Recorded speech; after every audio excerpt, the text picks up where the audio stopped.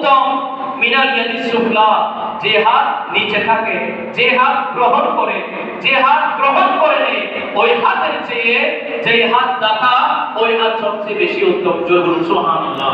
হাদিসে পাক আমার নবী বলছেন ফাল ইয়াদুল উলিয়া, উপরের হাত, এটার উদাহরণ কি?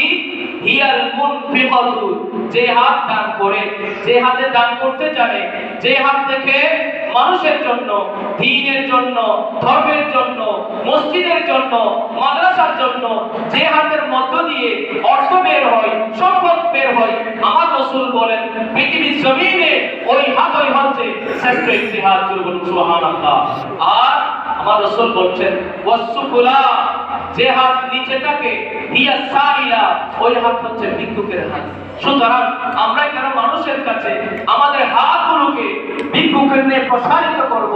বরঞ্চ আল্লাহর দরবারে এই তৌফিক কামনা করব, আল্লাহ তুমি আমাদেরকে এমন সম্পদ এমন করে বানিয়ে দাও যেন আমরা হাতকে সবসময় উপরে রাখতে পারি, যেন আমরা দানশীল হতে পারি, দানশীল ব্যক্তি হয়ে তুমি রব্বুল আলামিনের প্রিয় বান্দায় পরিণত হতে পারি।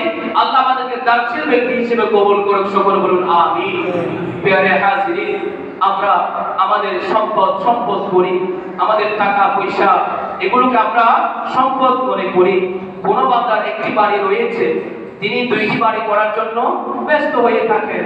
কারণ চট্টগ্রাম শহরে কয়েকটা বিল্ডিং রয়েছে, তিনি ঢাকায় করার জন্য, বিদেশে করার জন্য উদ্গ্রীব হয়ে থাকেন। কখন আমার দেশ বিদেশের মধ্যে অনেকগুলি সম্পদ, অনেকগুলি মাল আমার আয়ত্তের মধ্যেই থাকবে, আমার নিয়ন্ত্রণে থাকবে। প্রিয় হাজিরিন, রাসূল করিম সাল্লাল্লাহু আলাইহি ওয়াসাল্লাম আমাদেরকে সাবধান করে দিয়েছেন, বান্দা আলহাকুমুত তাকাসুর, কোরআনের পাকের সূরা তাকাসুরের মধ্যে আল্লাহ বলছেন আলহাকুম, বান্দা তোমরা ব্যস্ত হয়ে রয়েছো, আন ইবাদাতিল্লাহ, আল্লাহর ইবাদত থেকে তোমরা গাফিল হয়ে রয়েছো। তাকাসুর, দুনিয়া নিয়ে, দুনিয়ার ব্যস্ততা নিয়ে, দুনিয়ার সম্পদ নিয়ে, দুনিয়ার মধ্যে সন্তানাদি নিয়ে, দুনিয়ার রাজত্ব নিয়ে বান্দারা তোমরা ব্যস্ত হয়ে রয়েছো। তোমাদের ব্যস্ততা কতদিন পর্যন্ত থাকবে? আল্লাহ বলেন হাত্তা যুরতুমুল মাকাবির, যতক্ষণ না তোমরা কবরে চলে না যাচ্ছ, কবরে না যাওয়া পর্যন্ত তোমাদের ব্যস্ততা শেষ হবে না।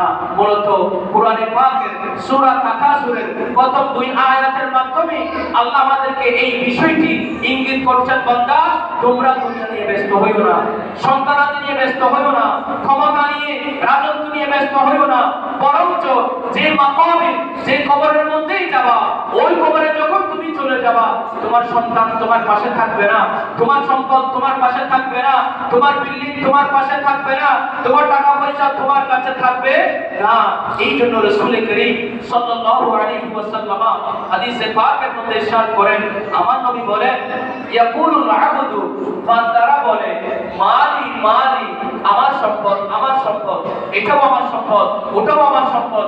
চট্টগ্রামে রয়েছে সম্পদ, কুমিল্লা রয়েছে সম্পদ, ঢাকায় রয়েছে সম্পদ, এইভাবে করে মানুষ সব সময় নিজের সম্পদ সম্পদ করে। কিন্তু আমার রাসূল বলেন ইন্নামা লাহু মিন মালিহি সালাসুন, মূলত বান্দার সম্পদ হচ্ছে তিন ধরনের। কয় ধরনের? তিন ধরনের। আমার রাসূল বলেন মা আখালা ফাআফনা, বান্দা যা খেয়েছে এগুলো বান্দার সম্পদ, যেগুলো খেয়ে শেষ করে দিয়েছে এগুলো হচ্ছে এক নাম্বার সম্পদ। দ্বিতীয় নম্বরে লাবিসা ফাআবলা, যে কাপড় চোপড় বান্দা পরিধান করেছে, কাপড় চোপড় পরিধান করতে করতে পুরাতন হয়েছে, ফেলে দিয়েছে, এগুলো বান্দার সম্পদ। তৃতীয় নাম্বার সম্পদ হচ্ছে আতা, বান্দা যেগুলো আল্লাহর রাস্তায় দান করে, ফাতানা, অতঃপর কিয়ামতের ময়দানে পাওয়ার জন্য জমা রাখে, এগুলিও বান্দার সম্পদ। জোরে বলুন সুবহানাল্লাহ। এই জন্য রাসূল করিম সাল্লাল্লাহু আলাইহি ওয়াসাল্লাম তিনি ইরশাদ করেছেন, কোন বান্দা যখন মৃত্যুবরণ করে তখন তার সাথে তিনটি বিষয় কবরে যায়। এক নম্বর হচ্ছে সম্পদ যায়, দ্বিতীয় নম্বরে হচ্ছে সন্তান আদিও কবর যায়, তৃতীয় নম্বরে হচ্ছে যেগুলো আমল করে যায়, সদকা করে যায়, সেগুলো কবর যায়। কিন্তু দুইটি বিষয় ফেরত আসে। এক নম্বর হচ্ছে সম্পদ, এগুলো ফেরত আসে, সন্তান এর ফেরত আসে। কিন্তু তৃতীয় নম্বরে যেগুলো আমল করে যায়, যেগুলো সদকা করে যায়, সেগুলো আর ফেরত আসে না, বরঞ্চ কিয়ামতের ময়দানে পাওয়ার জন্য, কবর থেকে শুরু করে হাসর ময়দানে পাওয়ার জন্য আল্লাহ এগুলোকে ওই বান্দার জন্য জমা করে রাখেন। বলুন সুবহানাল্লাহ। প্রিয় হাজিরিন, এই জন্য আপনাদের খেদমতে আরজ করছিলাম, দান এমন একটা ইবাদত, যেই দান বান্দা যখন করে, এই দানের সদকায় আল্লাহর রাগ পর্যন্ত প্রশমিত হয়ে যায়, আল্লাহ বান্দার প্রতি সন্তুষ্ট হয়ে যায়।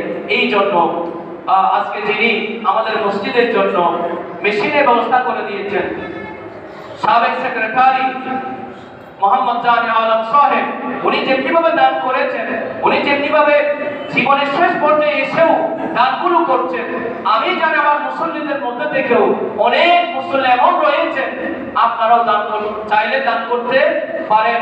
আমাদের মসজিদের জন্য আরো কি কি জিনিস প্রয়োজন, তিনি মেশিনের ব্যবস্থা করে দিয়েছেন, আরেকজন ব্যক্তি খাবারের ব্যবস্থা করে দিয়েছেন, আমাদের পাখার প্রয়োজন রয়েছে, আমাদের এসি প্রয়োজন রয়েছে। সুতরাং আপনার যদি সামর্থ্য থাকে, আপনি আল্লাহর ঘরের জন্য চিহ্ন হিসেবে রেখে যান, পরকালের জন্য সম্পদ হিসেবে রেখে যান। এই সম্পদ আপনাকে কিয়ামতের ময়দানে নাজাতের ওসিলা করে দিবে। কত বড় ঠিক কিনা? রব্বুল আলামিন আমাদেরকে সাখাওয়াতশীল, দানশীল ব্যক্তি হওয়ার আল্লাহ আমাদেরকে তৌফিক দিন। ওয়া আখিরু দাওয়ানা আলহামদুলিল্লাহি রাব্বিল আলামিন।